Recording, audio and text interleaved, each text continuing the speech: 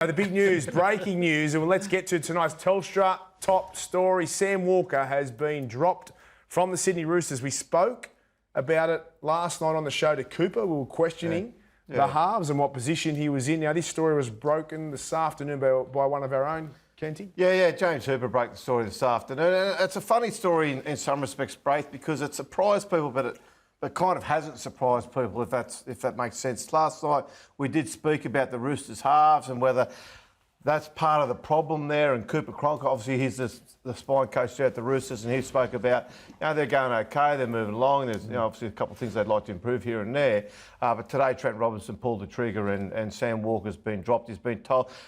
Yeah, at first we wondered whether there was just he was going to be arrested. Remember, early in his career he was arrested, but apparently has been told he's going to go back and play for the Roosters at the State Cup.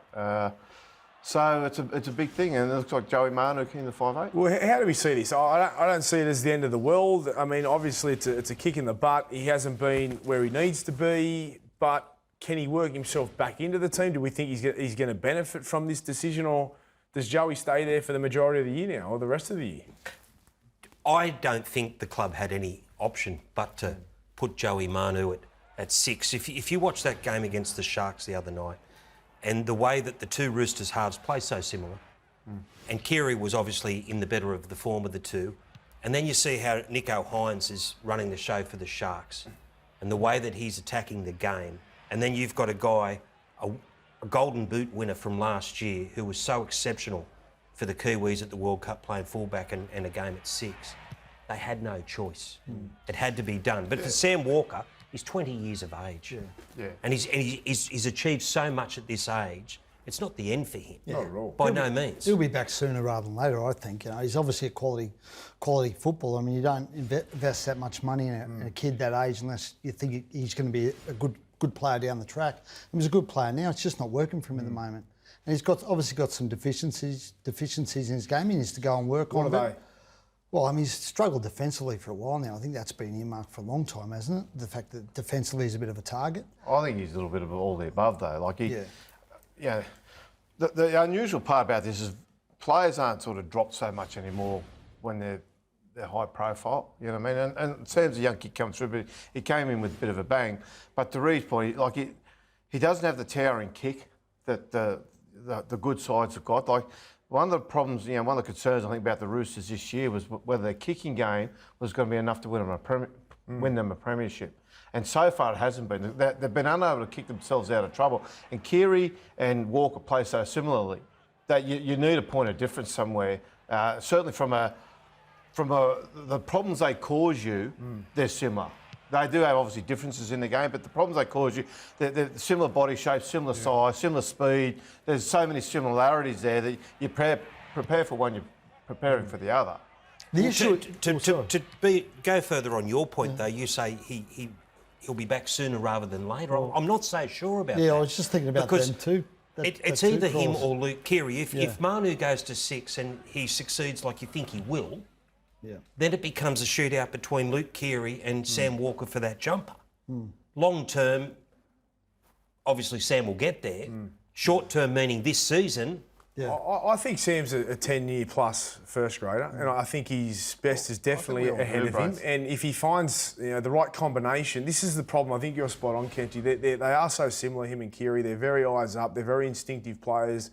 They're not so much the game managers, Keary more so than Walker, but they do play similar styles. They're similar builds, and sometimes those combinations they don't combine, and that's what we've seen. I think throughout they got it right last year because we were calling for the same thing at the same time last year, and they got it right. They got the combination right, and they won. They got on that winning run, and they looked like they were a chance of getting to that to the premiership, to the grand final. But they just fell short. But last year they were winning, Braith, too. Last year Trent Robinson could afford to tinker and say, look, be patient, give us time, let's see it.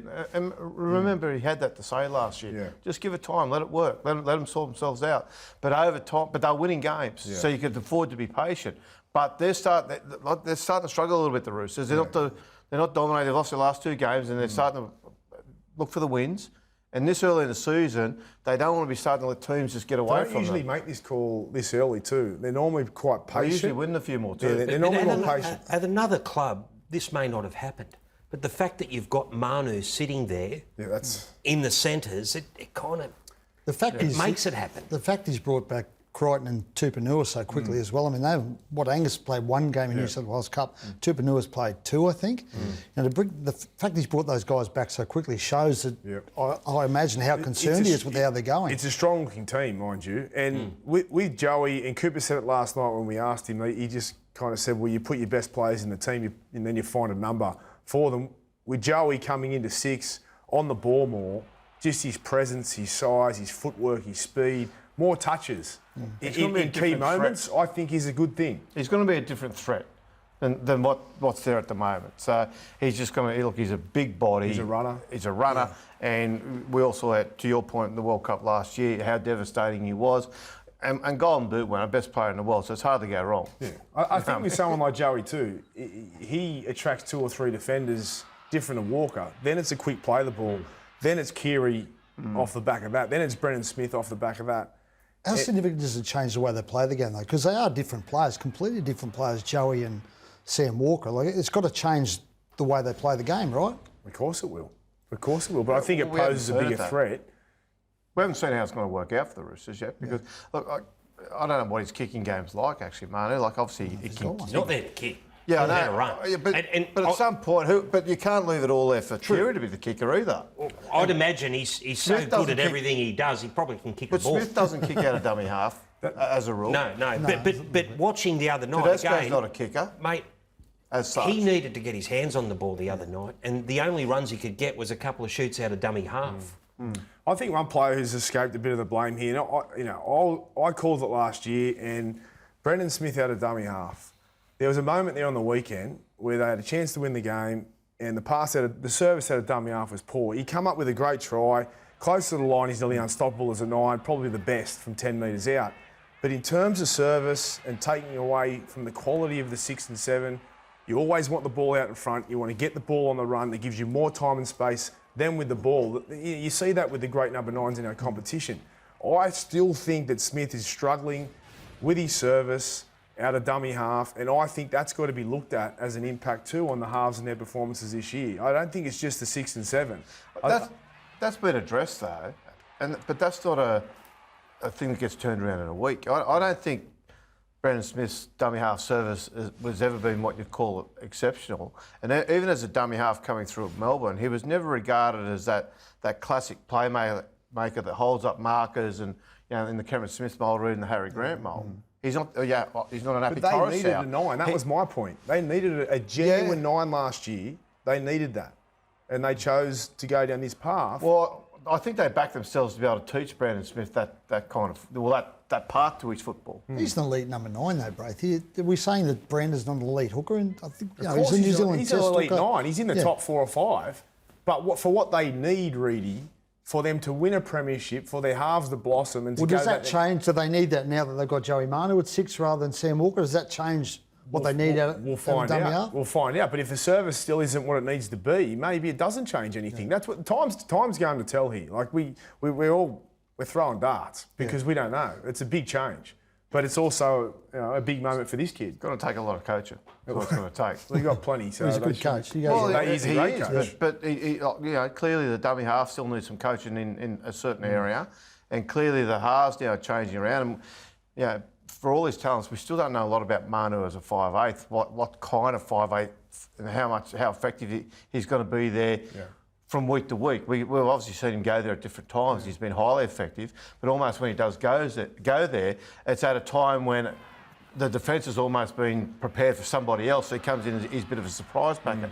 But now they're going to sit there, and if he's there week after week after week, they're going to get there, they're going to watch his patterns, they're going to see how he reacts in certain situations, and that's what the defences will work towards shutting down. Do you think it's interesting, though, 7 rounds into the season, they come to this conclusion when, as you mentioned earlier, we were all talking about it last season. They had a whole summer to potentially work on this combination if they thought it was the future. Well, I don't think they've left it till now. They had about 5 weeks. Most teams only had 5 weeks off season training. Yeah. They didn't have a lot of time, but I think the Roosters, look, their philosophy has always been get the best players that are available, and we'll fit them into our team. And they've done that. That they're just unfortunately not playing the style of footy that they need them to play at the moment. Just getting back to Sam Walker though, Bray, it's a big test of his character now. It is. We'll see what he's made of, Sam Walker, because this is the first time it's happened to him. And not many players go through their career without being dropped at some point. It's his first little test Yeah. of resilience, and I think he's. As I said, I think the world of him, and I think he'll bounce back. And who knows? It's not all doom and gloom. He could come back into the team and, like the Roosters, which they usually do, fight back and get their way into the finals and make a play at the premiership